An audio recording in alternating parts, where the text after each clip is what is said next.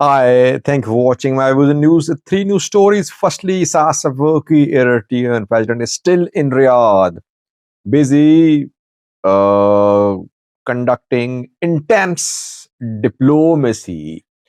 New meetings have been held today. Abiy returned from there, but Isaias there holding meetings, trying to form uh, uh, regional, international front, trying to isolate Ethiopia more. Details of meetings of today. Secondly, Tigray riots at a prison. Several killed, injured, and escaped from this prison. Thirdly, a video for you from the Amhara region to show you how mobilized people are in support of Fano fighters. People say that Fano fighters don't have public support. They're just criminals. But do criminals receive support from people? This video speaks for itself. Firstly, viewers, Eritrean president is still in Saudi Arabia, Riyadh, holding meetings, sending messages, indirect messages to Ethiopia that Ethiopian government is alone, that in case of Ethiopian military adventure, Ethiopia will be alone. Isaias Afwerki is very effectively isolating Ethiopian PM Abiy. Firstly, if PM Abiy took a position about access to the Red Sea, he should be ready to defend that position. He should be ready to make other countries aware of this Ethiopian position, to convince other countries that Ethiopia has a natural rights to the access to the Red Sea. But on regional platforms, Ethiopia is silent, Eritrea is speaking, holding meetings on the sidelines of summit held 2 days ago in Riyadh. Some meetings have been held by Isaias Afwerki, and now he and his spokespersons are mentioning Red Sea security after meetings between Isaias Afwerki and some other leaders. Yesterday, Isaias Afwerki held a meeting with Abdul Fattah al-Sisi, Egyptian president. And the statement which came out from Eritrean side after this meeting mentioned regional security and the security of the Red Sea. That the two leaders agreed on cooperation for regional security and Red Sea stability and security. Egypt, a Red Sea country, Eritrea, a Red Sea country, Ethiopia wants to gain to access to the Red Sea. So Egypt, I did a video, detailed video last night about that, about Ethiopia-Egypt relations. So Eritrea forming alliance with Egypt. Why is there need for statements sitting in Saudi Arabia about the Red Sea? These statements are symbolic. These statements have a meaning. Today, meeting was held between Isaias Afwerki, Eritrean president, and Somalia's president Hassan Sheikh. Both are still there, while Abiy has returned from Saudi Arabia, from Riyadh, after having attended Saudi Arabia Africa Summit. Again, the two leaders spoke and Red Sea security mentioned. Eritrean Information Ministry issued a statement after Isaias Afwerki Hassan Sheikh meeting, saying that the two leaders agreed on joint efforts for regional stability and security of the Red Sea. So they'll work jointly. It's a very important statement. Eritrea is training Somalia's navy, Somalia's air force, Somalia's infantry, Somalia's army. If both are going to work jointly to protect the Red Sea, What does it mean? It means that if Ethiopia tries to advance toward the Red Sea, both Eritrea and Somalia, they'll jointly counter Ethiopian attempts of expansion. Very strong statement after today's meeting between Isaias Afwerki and Somalia's President Hassan Sheikh. Though we have seen, I've been saying that Somalia is playing second fiddle to Eritrea. Why? Because Somalia are relying on Eritrea. Eritrea training Somalia's forces, arming them as well, and those forces are playing a key part in the new operation against Al Shabaab. So Somalia reliant on support from Ethiopia, Eritrea, sorry, for building its forces.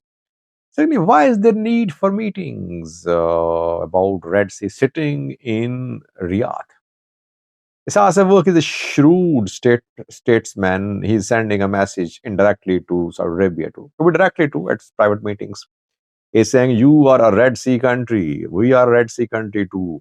Ethiopia threatening. So why don't you speak? Why don't you give a shut up call to Ethiopia? You should speak. So that is why he's holding meetings there. He's meetings with Egypt, with Somalia, with other leaders too. He met with several African leaders there. So he's using this opportunity of the Saudi Arabia Africa Summit to form relations with other African countries' leaders. And maybe he's telling them that the neighbor Ethiopia is creating problems for Eritrea.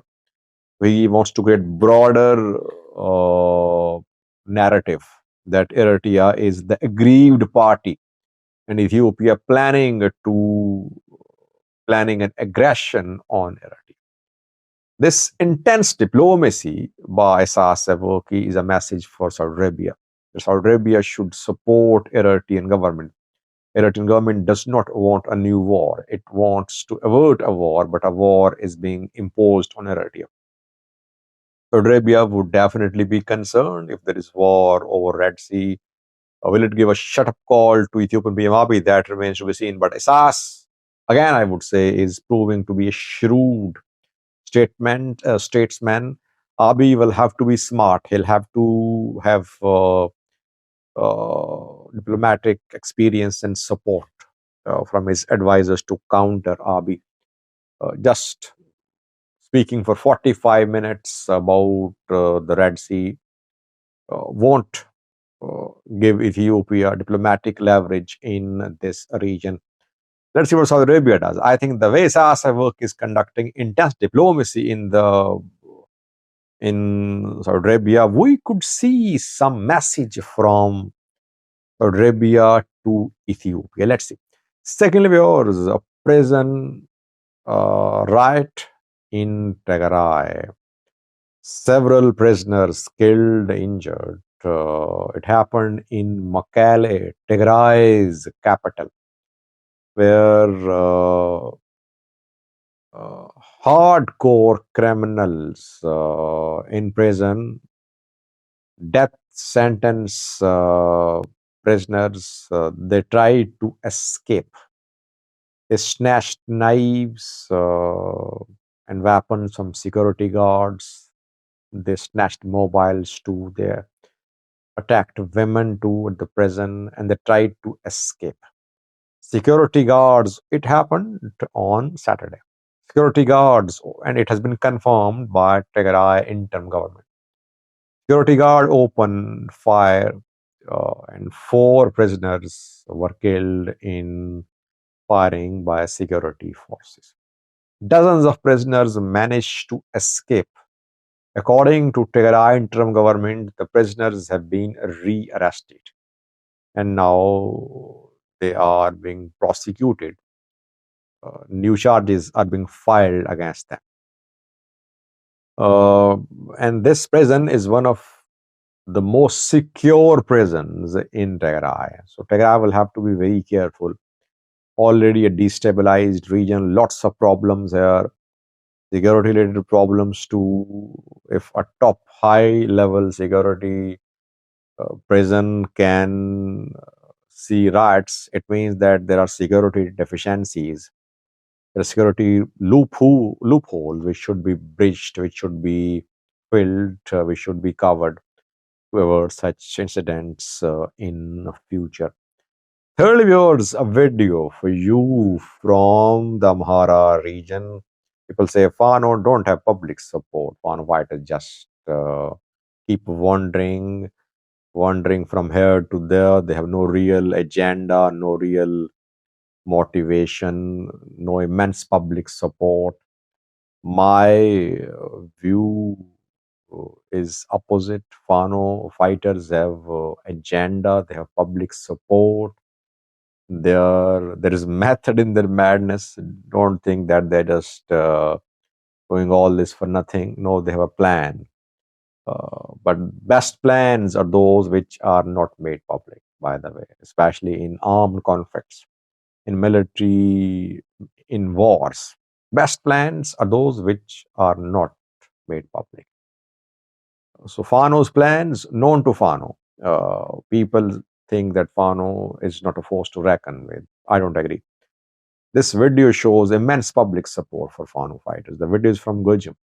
Unarmed, empty-handed youths walking with, behind Fano fighters, chanting slogans in support of them. Do criminals receive this type of public support from people? People say, Sajid, Fano fighters are criminal elements, blackmailers, robbers, thieves. Do criminals, thieves get this type of public support? I am not presenting Fano as if Fano fighters are saviors. They are uh, helping people. But I am just reporting what is happening on the ground. On the ground, Fano fighters have public support. Because they are from the people. And they have built a narrative that they're fighting for a cause and their cause is just. Watch the video. Thank you for watching.